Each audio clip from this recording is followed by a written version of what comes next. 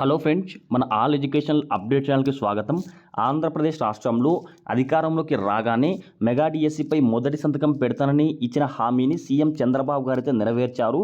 సచివాలయంలో గురువారం ఆ దస్త్రం పైన తొలి సంతకం చేశారు. అన్ని రకాల ఉపాధ్యాయ పోస్టులు కలిపి మొత్తం 16,347 పోస్టులు అయితే ఖాళీగా ఉన్నాయి. ఇందులో మనకు ఎస్జిటీలు అయితే 6,371 పోస్టులు అయితే ఖాళీగా ఉన్నాయి. పీజీటీలు అయితే 132, స్కూల్ అసిస్టెంట్లు అయితే 7,725, టీజీటీలు 1,781, పీజీటీలు అయితే 286, ప్రిన్సిపల్ పోస్టులు అయితే 52, మొత్తం పోస్టులు అయితే ఖాళీగా ఉన్నాయి. వీటన్నిటిని భర్తీకి అయితే త్వరలోనే ప్రకటన వెలువడనుంది. దాంతోపాటు మనకు వైకాపా ప్రభుత్వం అయితే ఆరాకోరగా డిఎస్ అయితే 6,100 పోస్టులకైతే నోటిఫికేషన్ ఇచ్చింది కదా, వాటిని అయితే రద్దు చేశారు. వాటిని రద్దు చేసి కొత్తగా మనకు 16,347 పోస్టుల భర్తీకి ప్రభుత్వం ప్రకటన విడుదల చేయనుంది. గత డిఎస్సి ప్రకటనను అనుసరించి దరఖాస్తు చేసుకున్న వారు మళ్ళీ దరఖాస్తు చేయక్కర్లేదు. ఇది ఒక పెద్ద గుడ్ న్యూస్ అని చెప్పుకోవచ్చు.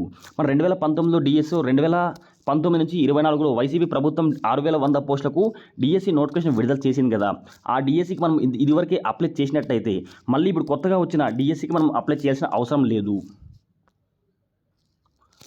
6,100 ఉపాధ్యాయ పోస్టుల భర్తీకి ప్రకటన ఇచ్చారు కదా, దానికి దాదాపుగా 4,72,487 మంది దరఖాస్తు చేసుకున్నారు. ఎన్నికల కోడ్ కారణంగా వాయిదా పడింది.